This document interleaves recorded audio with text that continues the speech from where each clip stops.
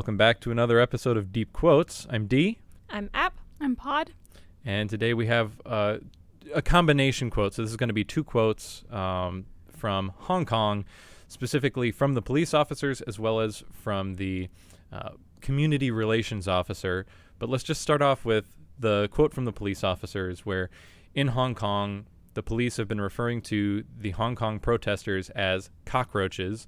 And there's film of them screaming, "Cockroaches, shut up," and just consistently calling the protesters cockroaches. So let's start with just that portion. What's problematic about it? I really hate the police using the term cockroaches. Why? It's dehumanizing to the protesters, and it makes it, well, the fact that it's dehumanizing in the first place. When you think of a cockroach, it's not something cute and fluffy that you really want to be associated with. It's a nuisance. Mm-hmm. And you imagine, like, oh, this is someone who is crawling around on their belly, hiding in dark corners that you want to exterminate. Like, generally with cockroaches, if you have them in your house, the first thing you do is you call an exterminator. Right. You don't learn to deal with them. The whole purpose of comparing them to that is for the purpose of extermination. And this is exactly what we saw in Nazi Germany. Jews were compared to rats because rats were something that you exterminated. It wasn't something that you just wanted to deal with. It was, we need to get rid of these. And so that dehumanizing factor was very much used for the Jews, by the Nazis against the Jews for the purpose of making it okay to mistreat them and eventually kill them. Mm-hmm. So is that your reasoning that you shouldn't be using the term cockroaches? Yeah. And, like, there are definitely people that are referred to as animals. Like, I know it's common to call police pigs, Mm-hmm. but I feel like that doesn't So quite have how the is that same- different? How is it different calling police pigs to... I think both of them are bad. I think that there is a, like, particular way that we view cockroaches, though, that's very different than how we view pigs. Right. You're not going to call an exterminator on a pig. I think it also has to do with the position of power, that if someone is a citizen, they don't have as much power as a police officer, so calling them a pig can be a form of protest and trying to increase their level of power, whereas a police officer who has a large amount of power, calling a citizen a cockroach is exercising that power, particularly when they have lethal force. And this is one of the other things in Hong Kong is they're starting to use live ammunition against the protesters, which means that they're starting to become willing to actually kill what they're viewing as cockroaches. So they're starting to act on it. And while I don't think that we're quite at the point of Nazi Germany as it relates to the protesters, there are other aspects of China that are starting to approach that with the Muslim concentration camps, re-education camps, as the Chinese government is referring to them. But yeah, the fact that they're actually using live ammunition on protesters now while referring to them as cockroaches is basically trying to exterminate them. Now, I'll start playing the other part of this. Is that bad? And why would that be bad? I think it depends on the side of the conflict you're on. If you side more with the police, then yeah, I could totally see calling the protesters cockroaches. It's the other side. They don't have the same morals as you. Well, and it's not just the same morals. It's the reason that we look down on cockroaches is because they tend to be dirty creatures. They tend to be less organized. We view them as less civilized, and they interfere with, I guess, the utopia that we're trying to create. And when I say utopia, I mean we want to have our houses in pristine condition, or at least decent condition, without having to worry about disease. So having cockroaches in your house takes away from the niceness and the comfort level of your house. Protesters that are causing havoc and getting into the streets and getting all over the place, scurrying quite literally on the ground, there is an argument to be said that, yeah, they kind of are acting like cockroaches if the government is looking at it as, you're in our pristine city, and the way that we have to deal with you ends up decreasing the overall quality of life. So in that sense, from the government's perspective, they are behaving in a similar way to cockroaches.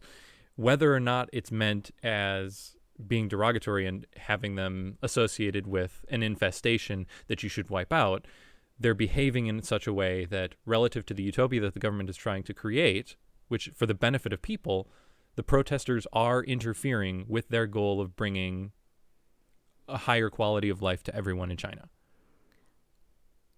But who's to decide what is considered the best for the people of Hong Kong?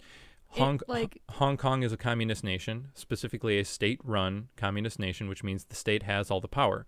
So when the state has all the power, they have the best chance of bringing in the utopia. And if the protesters are interfering with that, even if the protesters are doing it for the purpose of what they view as a better quality of life, the Chinese government is the one that has the power, and the protesters are simply interfering with that in such a way that even though it's just in Hong Kong, they're trying to spread it through the internet into China and trying to destabilize the country. That's how the police are viewing it. You're trying to literally destabilize the utopia that we're trying to bring in. That means that the protesters are being evil. In the eyes of China. Yes, in the eyes of China. In the eyes of Hong Kong, it's not just a small group of protesters, right? It's in the order of millions. Yeah, it is a very large group to the point of being... It's almost laughable to call them protesters. It's something like 10 or 15% of the population of Hong Kong is actively in the streets protesting China because Hong Kong considers itself and is recognized by pretty much the rest of the world as a sovereign nation. China doesn't recognize it as a sovereign nation and is trying to make sure that the people there fall under Chinese communist rule. So but again, if Hong Kong is trying to subvert the Chinese government and China doesn't view Hong Kong as a separate country, then it's subversion from within. And if they do secretly view Hong Kong as a separate country, then it's a foreign country trying to interfere with governmental affairs of China, which means it's a foreign attack. So comparing them to cockroaches and dehumanizing makes it easier to take military action against them. And when you feel that you are being militarily or governmentally subverted by another organization, which is these protesters, you need to be able to get public support from mainland China to be able to take action against these protesters. And I think that we should probably bring in the second part of this quote, which is from the community relations officer, Tam Yuhei, I believe is how it's pronounced, while talking with a Chinese news station. People should look at it positively, as the insect is full of vitality. I mean, that's yeah. BS. That is entirely him trying to save face on the atrocities that are being done and the terminology that's being used. I can definitely see that. I can also see a little bit of the other side here of, yeah, cockroaches, we think they survive everything. But in the same way, that also kind of points to the protesters of, yeah, no matter what they do, they're going to keep coming back. But they're going to keep coming back, but it's not going to be the same cockroaches, right? If you have an infestation of cockroaches, you're going to call an exterminator, you're going to get as many of them killed as possible.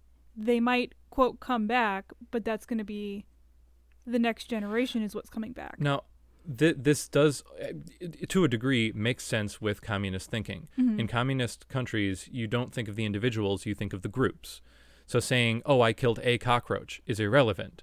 It's saying, I am talking about the infestation and trying to get rid of the infestation and not the individual. There's no individual malice here. It's malice for how the group is behaving as a whole. And the effect of the protesters is what the Chinese government cares about, not about the rights of an individual. So comparing them to cockroaches is somewhat fair. And yeah, in this, the community relations officer is really just trying to save face. That's all he's trying to do, because the police officers that are yelling "cockroaches, shut up," they're not referring it. Yeah, they're not thinking about, oh, I'm calling them cockroaches because they're full of life. I'm calling them a cockroach because I think that they are scum and they are not even worth being called a human being. And if in my perfect world, they would just be dead. Absolutely. And this is very much just saving face for, again, you need support from mainland China. The whole reason that you're comparing them to cockroaches is to dehumanize them and to be able to gain support for military action against them for the purpose of preservation of the Chinese utopian ideology, the Chinese Communist Party utopian ideology. And how is that working out for them? that's a different question.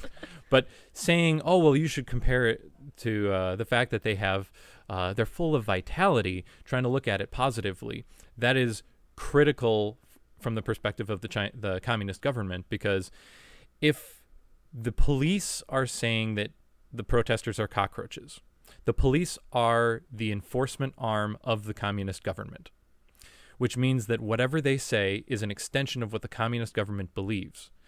If they say something and it's wrong, let's say that the government knows, okay, these police are saying something that we actually don't support and we don't believe in, but the police say it. If the police say it and it's deemed fallible or wrong by the government, that means that the police themselves and the government, therefore, are fallible, which means that the people that serve the government may have reason to overthrow the government.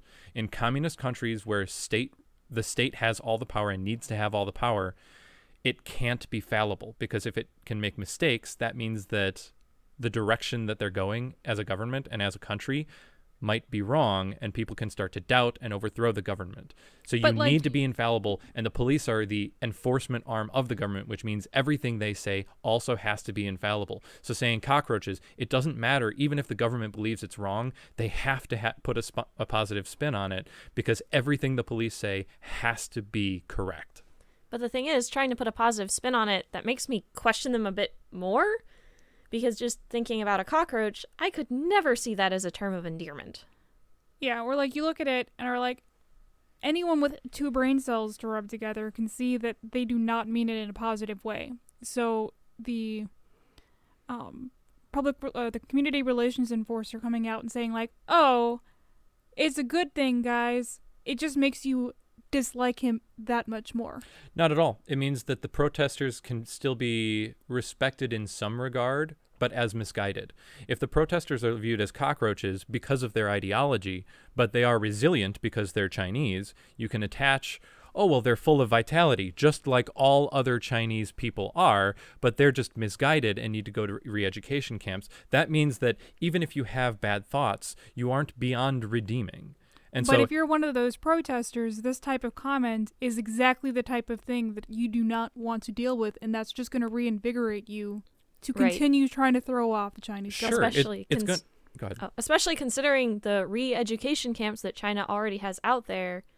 Like, if I was a protester, that would make me fight harder, knowing that they may send me to one of those. But as a perfect example, they're not saying this for the purpose of trying to convert over the protesters. The protesters are, 1 million people? Compared to the 1.5 or something billion people in China? It's irrelevant. It's 1 out of every 1,000 people in the country, in this case, would be a protester. So they're viewing it as, crap, this movement is increasing. We don't care about what those particular people think. What we care about is making sure that everyone else in the country understands that Chinese vitality and the people here have great strength and are committed to an end goal. And while some people may be misguided, that doesn't mean that we forget about them. We want to include them, and they're full of vitality if misguided, but we can correct them, and we're trying to correct them. That's how you get the support of the Chinese people, even against the protesters. You can support the protesters by saying they're full of vitality, but still be hammering down on their ideology. But this whole idea is anyone that's on the fence, which, by the way, human nature is to not go along with everything that's going on around you, is the type of thing that would turn you against the Chinese government. Like, I think this is something that would absolutely backfire on them. It depends on how much control they have over what's going on in the media. And, well, that's slipping. It's starting to slip, particularly in the rest of the world, as information is coming out from Hong Kong. But in 1989, I think it was, with Tiananmen Square, that's still not known in a large portion of China, because it was just... Not out in the rural sections, but in the cities. Like, it is getting increasingly difficult for the Chinese to keep down on their population because of just how easy the internet is. Mm-hmm. But they're working very, very hard at cracking down on the internet. Yeah, but working hard to fight something does not automatically make that thing go away. Well, it means that the Chinese government is full of vitality. Or they're just scared because they know that when this whole little utopia they're trying to build collapses, the people in charge are the first ones to suddenly suicide themselves, or whatever the Chinese equivalent is. I know that's the U.S. Right. And politics thing. Right. Epstein didn't kill himself.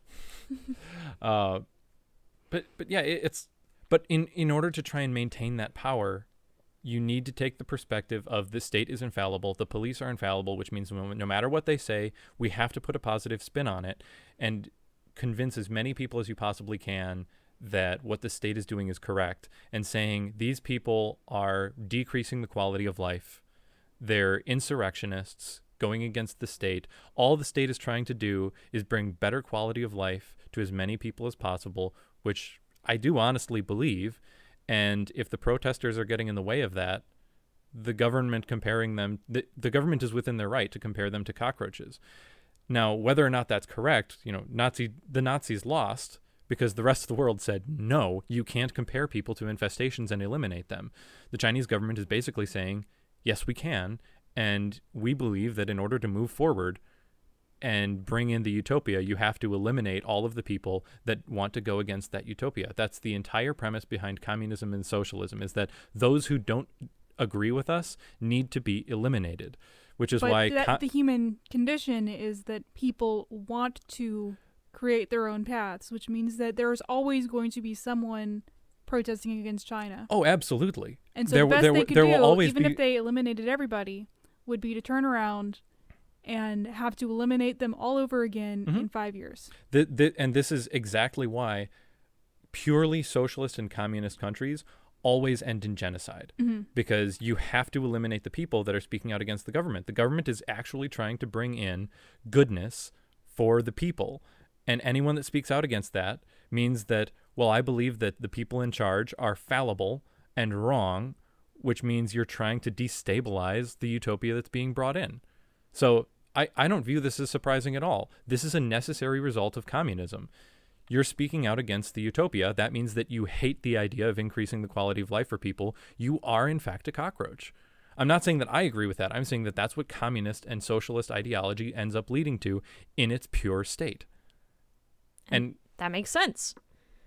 You need to get rid of the people who disagree with you to have that utopia.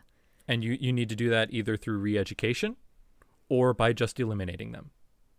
Gulags, concentration camps, death camps, wherever you go, whenever communism takes over, whenever socialism really starts to get a foothold, it becomes communism, and then it becomes gulags.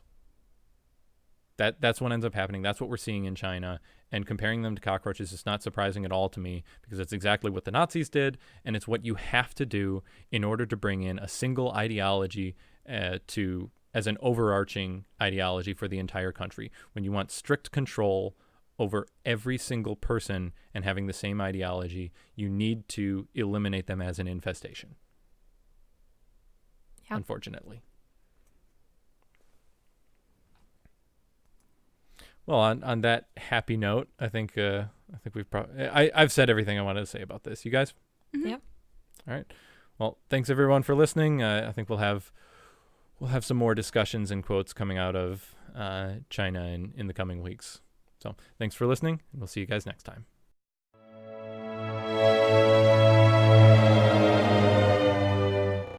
Everyone, thanks so much for listening to this discussion. Your interest really means a lot to us. If you want to help support this podcast and our goal of sparking discussions and bringing people together, check out how to contribute in the description. Happy deeping!